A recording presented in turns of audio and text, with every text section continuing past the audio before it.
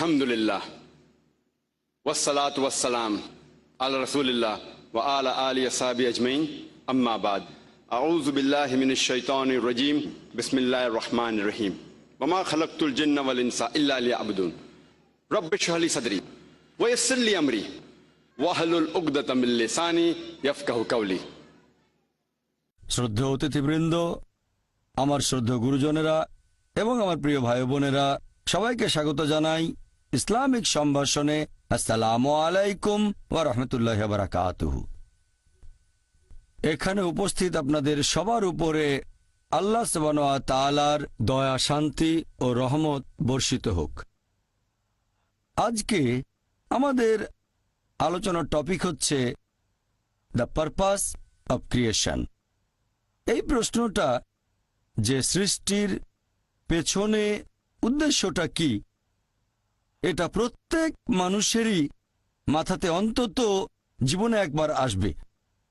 হতে পারে সেই লোক ধনী অথবা গরিব, রাজা অথবা প্রজা, কালো বা সাদা, হলুদ বা বাদামি, সে থাকতে পারে আমেরিকায় বা ইংল্যান্ডে, অথবা থাকতে পারে ভারতে বা সৌদি আরবে। এই প্রশ্নটা পৃথিবীর প্রত্যেক মানুষের মাথাতেই জীবনে অন্তত একবার উঁকি দিয়ে যাবে। আমাদের কেন সৃষ্টি করা হয়েছে? আমরা এই পৃথিবীতে কেন? আমাদের এখানে আসার উদ্দেশ্যটা কি? আর পৃথিবীর বেশিরভাগ মানুষই মনে করে যে অবশ্যই এখানে একজন সৃষ্টিকর্তা আছেন, মানে সর্বশক্তিমান ঈশ্বর, আর ঈশ্বরের কারণেই এখানে এসেছি। তবে সামান্য কিছু মানুষ আছে যারা বিশ্বাস করে না যে সৃষ্টিকর্তা বলে কেউ একজন আছেন, মানে সর্বশক্তিমান ঈশ্বর। আর তারা মনে করে যে এই মহাবিশ্ব সৃষ্টি হয়েছে পুরোপুরি দুর্ঘটনাক্রমে, আর আমরা মানুষরাও এই পৃথিবীতে এসেছি এরকম দুর্ঘটনাক্রমে। ধরেন, সাগরের বিচে দেখলেন একটা মানুষের পায়ের ছাপ। সে সময় একজন লজিক্যাল মানুষ চিন্তা করবে এই পায়ের ছাপ তৈরি হয়েছে কোনো মানুষের হাঁটার কারণে। একজন লজিক্যাল মানুষ ভাববে না যে পায়ের ছাপটা তৈরি হয়েছে দুর্ঘটনাক্রমে, অথবা পায়ের ছাপটা তৈরি হয়েছে সমুদ্রের পানির স্রোতে। যখন পানি চলে যায় তখন পায়ের ছাপ তৈরি হয়। একজন লজিক্যাল মানুষ বুঝতে পারবে যে পায়ের ছাপটা তৈরি করেছে কোনো একজন মানুষ। এটার একটা উদ্দেশ্য আছে, কেন এটা তৈরি হয়েছে। এখন এই প্রশ্নটা যে সৃষ্টির পেছনে উদ্দেশ্যটা কি, এর উত্তর দেয়া যায় দুটো দৃষ্টিভঙ্গি থেকে। এক নাম্বার হচ্ছে সৃষ্টিকর্তার দৃষ্টিভঙ্গি থেকে, মানে সর্বশক্তিমান ঈশ্বরের, আর দুই নাম্বার হলো সৃষ্ট জিনিসের দৃষ্টিভঙ্গি থেকে, মানুষের দৃষ্টিভঙ্গি। এখানে প্রথম দৃষ্টিভঙ্গিটা হচ্ছে আমাদের স্রষ্টা সর্বশক্তিমান ঈশ্বরের দৃষ্টিভঙ্গি। কোন কারণে তিনি মানুষকে সৃষ্টি করেছেন, কোন কারণে এত কিছু তিনি সৃষ্টি করেছেন। আর দুই নম্বর সৃষ্টি করা জিনিসের দৃষ্টিভঙ্গি থেকে, মানে মানুষের দৃষ্টিভঙ্গি, যে সর্বশক্তিমান ঈশ্বর কেন আমাদের সৃষ্টি করেছেন। যেসব লোকজন সর্বশক্তিমান ঈশ্বরের অস্তিত্বকে মেনে নিতে চায় না, তারা মনে করে যে আমরা মানুষরা এই পৃথিবীতে এসেছি দুর্ঘটনাক্রমে। তাহলে সেই ফিলোসফি অনুযায়ী মানুষ আর অন্যান্য সৃষ্ট জিনিসের মধ্যে কোনো পার্থক্য নেই, সবাই এসেছে দুর্ঘটনাক্রমে। মানুষ আর অন্যান্য পশু পাখি সবাই দুর্ঘটনাক্রমে। এই লোকগুলোর জীবনে নির্দিষ্ট কোনো উৎস নেই, তাদের অস্তিত্বের পেছনে কোনো উদ্দেশ্যও নেই, আর তারা অন্যান্য পশু পাখির মতোই জীবন ধারণ করে, খায়, তারা ঘুমায়, আরাম করে, বংশবিস্তার করে, ব্যাস। তাহলে মানুষ আর অন্যান্য পশু পাখির জীবনের উদ্দেশ্য একই হয়ে গেল, খাওয়া, পান করা, ঘুমানো, আরাম করা, বংশবিস্তার। যেহেতু তাদের জীবনের কোনো উদ্দেশ্য নেই, তারা এইসব কাজে দক্ষ হওয়ার চেষ্টা করে, যেমন খাওয়া দাওয়া, পান করা, চলাফেরা। তারা হয়ে যায় বস্তুবাদী, আর সেই কারণেই এই লোকগুলোর কাছে বস্তুবাদ হয়ে যায় ঈশ্বর।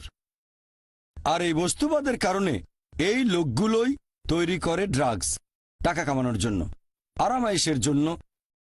তারা তৈরি করে বোমা, ভয়ঙ্কর সব মারণাস্ত্র, লিপ্ত হয় অবাধ যৌনাচারে, ব্যভিচারে, তারপর সমকামিতায় আর পর্নোগ্রাফিতে। এতে তাদের মধ্যে কোনো বিকার নেই। তারা ড্রাগস তৈরি করুক, অথবা পর্নোগ্রাফিতে ব্যস্ত থাকুক, তাদের মূল উদ্দেশ্যটা বস্তুবাদ ছাড়া আর কিছুই নয়। আসুন আজকে আমরা এই প্রশ্নটার উত্তর খোঁজার চেষ্টা করি দুটো দৃষ্টিভঙ্গি থেকেই, যে সৃষ্টির উদ্দেশ্যটা আসলে কি। প্রথমে আমরা দেখব আমাদের সৃষ্টিকর্তার দৃষ্টিভঙ্গি, সর্বশক্তিমান ঈশ্বরের দৃষ্টিভঙ্গি, অর্থাৎ আল্লাহ সুবহানাহু ওয়া তাআলার দৃষ্টিভঙ্গি। কোন কারণে তিনি মানুষকে সৃষ্টি করেছেন?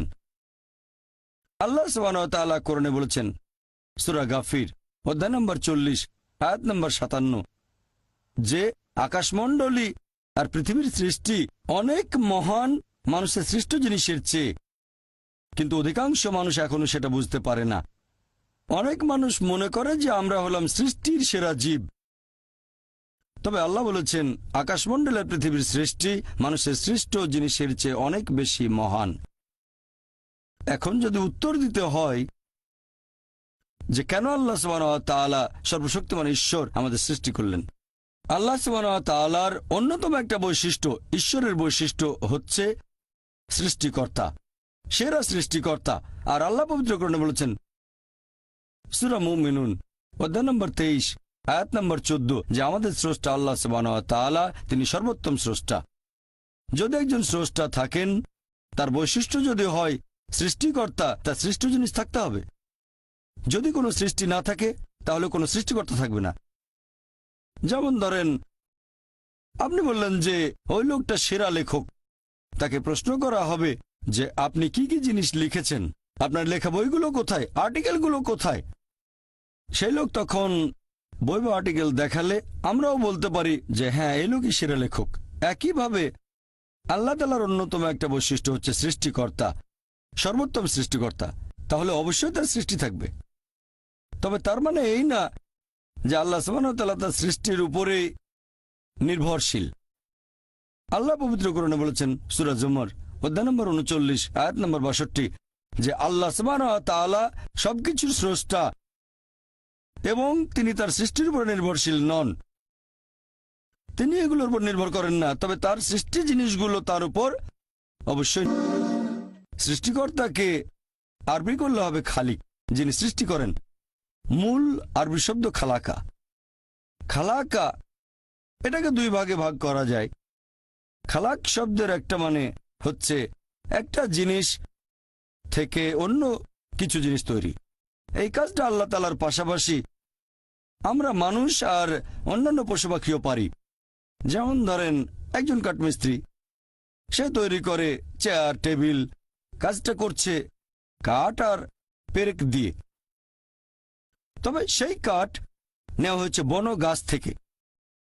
কাঠমিস্ত্রি গাছটাকে তৈরি করেনি, কোনো মানুষ তৈরি করেনি, তৈরি করেছে আল্লাহ তাআলা। পেরেকগুলো তৈরি করা হয়েছে ধাতু থেকে, যেটা সংগ্রহ করা হয় পাথর থেকে, আর এই পাথরও আল্লাহ সুবহানাহু ওয়া তাআলার সৃষ্টি। তাহলে মানুষ যেসব জিনিস তৈরি করতে পারে সেগুলো মৌলিক উপাদানের উপর নির্ভর করে, আর এই সবগুলো উপাদান বানিয়েছেন আল্লাহ তাআলা।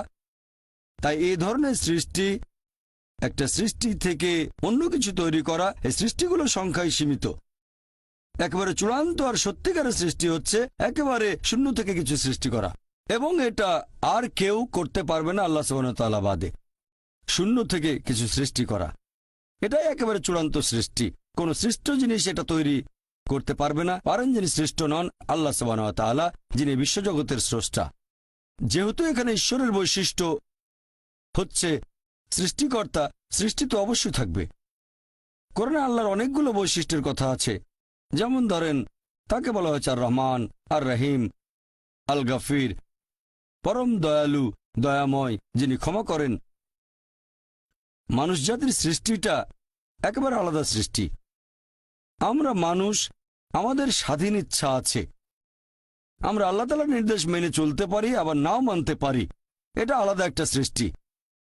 আর যেহেতু আল্লাহ তাআলাকে মান্য অথবা অমান্য করার ক্ষমতা আমাদের আছে, তাই আমরা মাঝে মধ্যে পাপ কাজ করতে পারি। আর যেহেতু মানুষ পাপ করতে পারে, তাই আল্লাহ সুবহানাহু ওয়া তাআলার একটা বৈশিষ্ট্য, তিনি ক্ষমা করে দেন। তিনি দয়াময়, পরম দয়ালু, পাপ ক্ষমা করেন। যদি আমাদের কোনো স্বাধীন ইচ্ছা না থাকতো, তাহলে আল্লাহ সুবহানাহু ওয়া তাআলার সব নির্দেশ মেনে চলতাম, আর ফেরেশতাগণের সাথে আমাদের কোনো পার্থক্য থাকতো না। ফেরেশতাগণ আল্লাহ সুবহানাহু ওয়া তাআলার সৃষ্টি, তবে তাদের কোনো স্বাধীন ইচ্ছা নেই। তারা আল্লাহ সুবহানাহু ওয়া তাআলার সব নির্দেশই মেনে চলেন, কারণ তাদের কোনো স্বাধীন ইচ্ছা নেই। তবে মানুষের স্বাধীন ইচ্ছা আছে, আর স্বাধীন ইচ্ছার কারণেই আল্লাহ সুবহানাহু ওয়া তাআলার দয়া, আল্লাহ সুবহানাহু ওয়া তাআলার করুণা, আল্লাহ সুবহানাহু ওয়া তাআলার ক্ষমা আমরা দেখতে পারি। আরও একটা বৈশিষ্ট্য আল্লাহ সুবহানাহু ওয়া তাআলার পবিত্র কোরআনে আছে, তিনি ভালোবাসেন। আর আল্লাহ সুবহানাহু ওয়া তাআলা পবিত্র কোরআনে অনেক জায়গায় বলেছেন যে আল্লাহ তাদের ভালোবাসেন যারা তাকে বিশ্বাস করে, যারা ধৈর্যের সাথে অপেক্ষা করে, ন্যায়নিষ্ঠ কাজ করে, ধর্ম পালন করে, যারা ধৈর্যশীল আর অধ্যবসায়ী হয়, যারা তার কাছে আসে এবং যারা তাকে বিশ্বাস করে। আল্লাহ পবিত্র কোরআনে বলেছেন সূরা আলে ইমরান অধ্যায় নম্বর 3 আয়াত নম্বর 31, আল্লাহ বলছেন সর্বশেষ ও চূড়ান্ত নবী মুহাম্মদ সাল্লাল্লাহু আলাইহি সাল্লামকে, তাকে বলছেন যে বলো, যদি আল্লাহকে ভালোবাসো আমাকে অনুসরণ করো, আল্লাহ তোমাদের ভালোবাসবেন আর তোমাদের অপরাধ ক্ষমা করবেন। আমাদের নবীকে নির্দেশ দিয়েছেন স্রষ্টা আল্লাহ সুবহানাহু ওয়া তাআলা মানুষকে বলার জন্য যে আল্লাহকে ভালোবাসলে তোমরা আমাকে অনুসরণ করবে, মানে নবীকে। আল্লাহ সুবহানাহু ওয়া তাআলা তোমাদের ভালোবাসবেন আর তোমাদের অপরাধ ক্ষমা করবেন। এরকম একটা হাদিস মুহাম্মদ সাল্লাল্লাহু আলাইহি সাল্লামের আছে তিরমিজিতে, আর এই হাদিসটাকে সহিহ বলেছেন শেখ নাসিরউদ্দিন আলবানী, সহিহ তিরমিজি হাদিস নাম্বার 3540। সেখানে প্রিয় নবী মুহাম্মদ সাল্লাল্লাহু আলাইহি সাল্লাম বলেছেন, যদি আল্লাহর কাছে যাও, আল্লাহ বলেছেন যদি আমার কাছে আসো আমি তোমাদের ডাকে সাড়া দেব, আর যদি তোমরা ক্ষমা প্রার্থনা করো আমি তোমাদের ক্ষমা করব। যদি তোমাদের পাপ আকাশের মেঘ ছুঁয়ে যায় তারপরও ক্ষমা করব।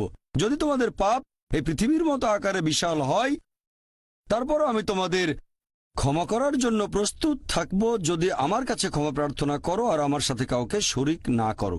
তার মানে আপনি যে পাপই করেন, যদি আল্লাহর কাছে ক্ষমা প্রার্থনা করেন, আন্তরিকভাবে অনুশোচনা করেন, যদি আল্লাহ তাআলার সাথে অন্য কাউকে শরিক না করেন, শিরক না করেন, আল্লাহ সুবহানাহু ওয়া তাআলা আপনাকে ক্ষমা করবেন। আল্লাহ সুবহানাহু ওয়া তাআলার আরেকটা বৈশিষ্ট্য, তিনি করুণাময়। আমাদের প্রিয় নবী মুহাম্মদ সাল্লাল্লাহু আলাইহি ওয়াসাল্লাম বলেছেন, এটা আছে সহিহ মুসলিমে খণ্ড নম্বর 4 হাদিস নাম্বার 6765।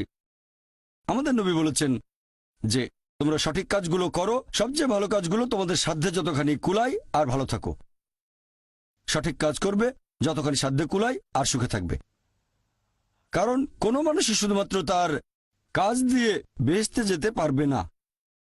তখন একজন সাহাবা বললেন যে আপনার ক্ষেত্রে কি রাসূলুল্লাহ? নবী বললেন, আমিও যেতে পারবো না, আমিও বেহেশতে যেতে পারবো না যদি না আল্লাহ তাআলা আমাকে দয়া আর করুণা করেন। আল্লাহ তাআলার দয়া, করুণা আর ক্ষমা আমার সাথে না থাকলে আমিও বেহেশতে যেতে পারবো না। তাহলে আমরা বুঝতে পারলাম যে আল্লাহ সুবহানাহু ওয়া তাআলার করুণা ছাড়া কেউ বেহেশতে যেতে পারবে না। আল্লাহ সুবহানাহু ওয়া তাআলা পবিত্র কোরআনে বলেছেন সূরা আনাম অধ্যায় নম্বর 6 আয়াত নম্বর 160, আল্লাহ বলেছেন যে তুমি কোনো সৎকাজ করলে আমি সেটা তোমার হিসেবে 10 গুণ করে দেব, আর যদি কোনো অসৎ কাজ করো সেটাকে মাত্র একবারই ধরব, কারণ আল্লাহ কারোর সাথে জুলুম করেন না। তাহলে আমরা বুঝতে পারছি যদি কোনো ভালো কাজ করেন, আল্লাহ সুবহানাহু ওয়া তাআলা কোরআনে বলেছেন তিনি আপনার হিসেবে সেটা করে দেবেন 10 গুণ। যদি কোনো খারাপ কাজ করেন সেটাকে একবারই ধরা হবে। তার মানে যদি হিসেবটা এভাবে করা হতো যে ভালো কাজের জন্য 1 পয়েন্ট, খারাপ কাজের জন্য 1 পয়েন্ট, কোনো রকম গুণ ছাড়া ভালো কাজগুলোর, তাহলে একজন মানুষও বেহেশতে যেতে পারত না। এটা আল্লাহ সুবহানাহু ওয়া তাআলার করুণা যে তিনি ভালো কাজগুলোকে কয়েক গুণ বাড়িয়ে পুরস্কারটাকে আরো বৃদ্ধি করেন, সেজন্য বেহেশতে যেতে পারবেন। তার মানে এই না যে কাজের কোনো গুরুত্ব নেই, কাজের গুরুত্ব অবশ্যই আছে, তবে আল্লাহর করুণা আরো গুরুত্বপূর্ণ। আল্লাহর করুণা না পেলে বেহেশতে যেতে পারবেন না। আল্লাহ বাড়িয়ে দেন, তবে আপনাকেও ভালো কাজ করতে হবে। যদি ভালো কাজের পরিমাণ 0 হয়, সেটাকে 10 লক্ষ দিয়ে গুণ করেন আপনি, সেটা হবে 0।